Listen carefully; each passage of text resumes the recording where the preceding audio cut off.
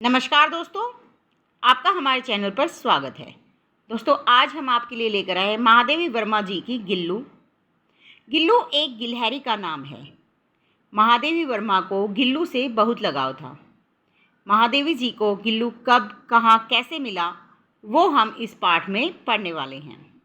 Video को अंत तक ज़रूर देखिएगा। चलिए शुरू करते हैं। महादेवी वर्मा जब सोन जूही के पीले फूल को देखती है तो उसे उस छोटे से जीव गिल्लू की याद आ जाती है। वह सोन जूही के पत्तों की हरियाली में छिप कर बैठता था। जब महादेवी वर्मा उनके पास जाती तो वह उनके कंधे पर कूदकर उन्हें चौंका देता था। उस समय महादेवी जी को सोन जूही के पेड़ से निकलने वाली कली की खोज थी और अब उस जीव की खोज है। हो सकता है वह अब मर गया हो और मिट्टी बन गया हो। लेखिका बताती है कि एक दिन सवेरे बरामदे में दो कौवे एक गमले के चारों तरफ चोंचों से छुआ छुआवल जैसा खेल खेल रहे थे। लेखिका कह रही है कि एक दिन जब अचानक वे उठी तो उन्होंने देखा कि दो कौवे गमले के चारों तरफ चोंच मार मार कर खेल रहे थे। ये काकभुशुंडी भी विचित्र पक्षी हैं, एक साथ समादृत, अनादृत, अति सम्मानित और अति अवमानित। हमारे बेचारे पुरखे न गरुड़ के रूप में आ सकते हैं, न मयूर के, न हंस के। उन्हें पितृपक्ष में हमसे कुछ पाना हो तो काक बनकर ही अवतीर्ण होना पड़ता है। मतलब लेखिका कह रही है कि जो हमारे पितृपक्ष हैं, जो हमारे पुरखे हैं, यदि उन्हें हमसे कुछ लेना होता है तो उन्हें कौवों का रूप लेकर अवतीर्ण होना पड़ता है। दूसरी तरफ हम कौवा और काँव काँव करने को अवमानना के अर्थ में ही प्रयोग करते हैं। जब कौवा काँव काँव करता है तो हम सोचते हैं कि कोई मेहमान आने वाला है। मतलब एक अच्छी बात नहीं मानी जाती कौवे का काँव काँव करना। महादेवी वर्मा इस विषय पर विचार कर ही रही थी कि उनकी दृष्टि उस छोटे से जीव पर गई जो घोंसले से गिर गया होगा और अब वे दोनों कौवे चोंच मार मार कर उसे अपना भोजन बनाना चाहते थे। वह जीव एक छोटा सा गिलहरी था जो गमले से चिपका हुआ था। सबने कहा कि चोंच के घाव लगने के बाद वह नहीं बचेगा, लेकिन लेखिका ने उसे उठाया और कमरे में ले आई। रुई से उसका रक्त पूछा, घाव पर मरहम लगाया, रुई की पतली बत्ती बनाकर दूध में डुबोकर उसके मुंह पर लगाई, पर मुंह खुल न सका और दूध की जो बूंदें थी वो इधर उधर बह गई। तीसरे दिन वह इतना अच्छा हो गया कि उसने लेखिका की उंगली को अपने नन्हे पंजों से पकड़ लिया और नीले कांच के मोतियों जैसी आंखों से इधर उधर देखने लगा। 3-4 माह में उसके स्निग्ध रोए, झब्बेदार पूंछ और चंचल चमकीली आंखें सबको हैरान करने लगी। लेखिका उसे गिल्लू कहकर पुकारने लगी। मतलब लेखिका ने उसका नाम क्या रखा? गिल्लू।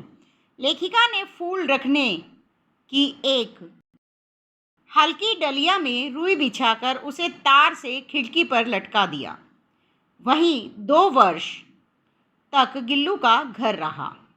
वह उसे स्वयं हिलाकर झूलता था और बाहर भीतर देखकर न जाने क्या देखता समझता। उसकी समझदारी सबको हैरान करती।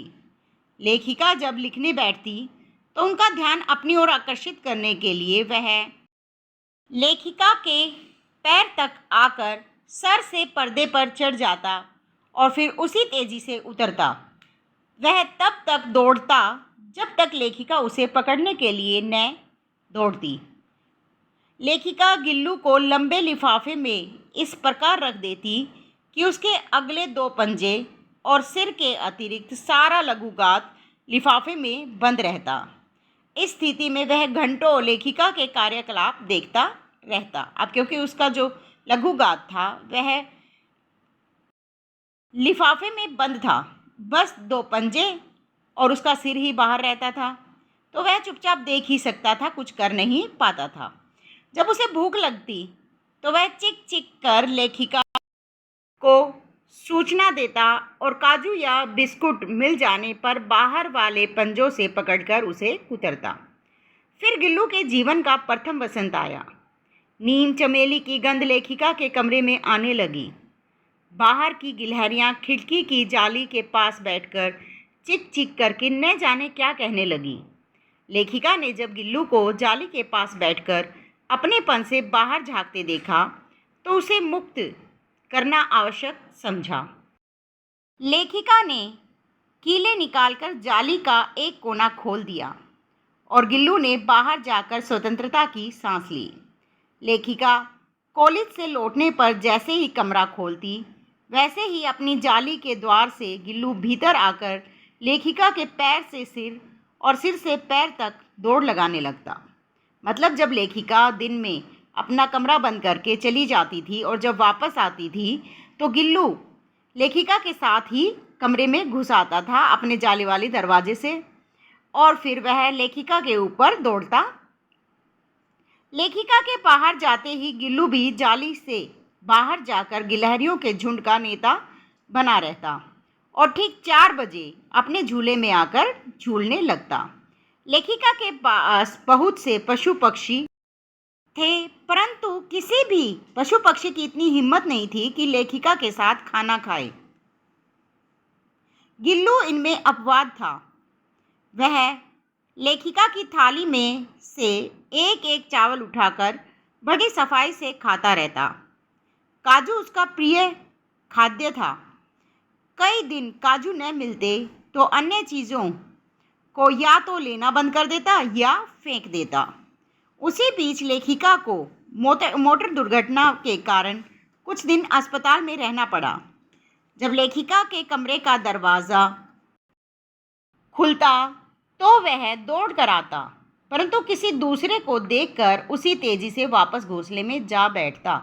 जब दरवाज़ा खुलता तो उसे लगता कि महादेवी जी आई हैं, लेकिन जब वह किसी और को देखता तो वह उतनी ही तेज़ी से, जितनी तेज़ी से आता था उतनी ही तेज़ी से वापस घोंसले में जाकर बैठ जाता था। सब उसे काजू दे आते, परंतु जब लेखिका ने उसके झूले की सफाई की तो उसमें काजू भरे मिले, जिससे पता चलता है कि वह उस समय कितना कम खाता था। मतलब अपना पसंद का भोजन भी नहीं खाता था, उसका मन नहीं लगता था लेखिका के बिना। गर्मियों में गिल्लू न बाहर जाता और न अपने झूले में बैठता। वह लेखिका के पास रखी सुराही पर लेट जाता और इस तरह वह लेखिका के पास भी रहता और ठंडक में भी रहता। गिलहरियों का जीवन 2 वर्ष से अधिक नहीं होता। वह दिन आ गया। दिन भर उसने कुछ न खाया न बाहर गया। रात में वह लेखिका के बिस्तर पर आया और ठंडे पंजों से लेखिका की उंगली पकड़कर चिपक गया। लेखिका ने हीटर जलाया, परंतु प्रभात की प्रथम किरण के स्पर्श के साथ ही वह किसी और जीवन में जागने के लिए सो गया। उसका झूला उतार दिया गया और खिड़की की जाली बंद कर दी गई। सौंजूई की लता के नीचे गिल्लू की समाधि बना दी गई। दोस्तों, ये वीडियो थी गिल्लू की।